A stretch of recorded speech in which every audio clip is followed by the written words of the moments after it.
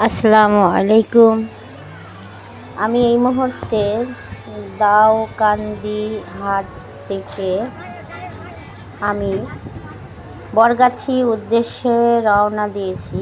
তবে আমার ইচ্ছা ছিল ভেড়াপোড়া হয়ে আমি বাসায় যাব। তো এই চাচি আমাকে বলল যে আমি একটু কালুপাড়া যাব। নিলাম ওনাকে গাড়িতে। কালুপাড়া নামাতে গিয়ে বলছে আমি বাবা চাঁদপুর যাব। দেখলাম এই টানা রোদ, আর এই রোদের মধ্যে চাচি হাঁটা হাঁটা যাবে। তো ওনাকে আমি দাউকান্দি থেকে নিয়ে চাঁদপুর ওনার বাসায় নামিয়ে দিয়ে আসলাম।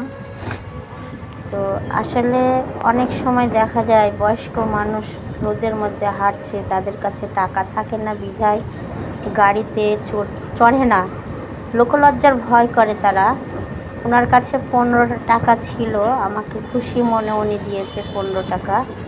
দাউকান্দি বাজার থেকে ওনার বাড়ি চাঁদপুর।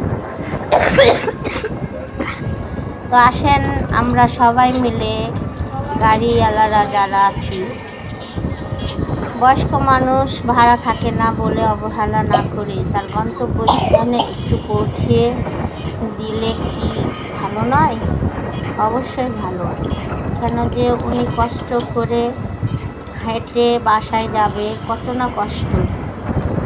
তো একটু সহানুভূতির হাত বাড়াই এবং আমরা খেয়াল রাখি যে কোনো বৃদ্ধ মা বা বাবা যাতে করে হাঁটা হাঁটা বাড়ি না যায়।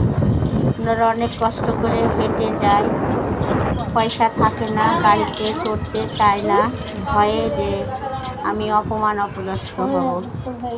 তো আমরা এই কথাটা মাথায় রাখি, মা বাবার প্রতি সবার প্রতি যত্ন নিই। বাড়ি থেকে বের হলে অবশ্য আমার কাছে কিছু থাকলে যেন বাবা মাকে দেওয়া হয়, এটাই যেন সকলের পাওয়া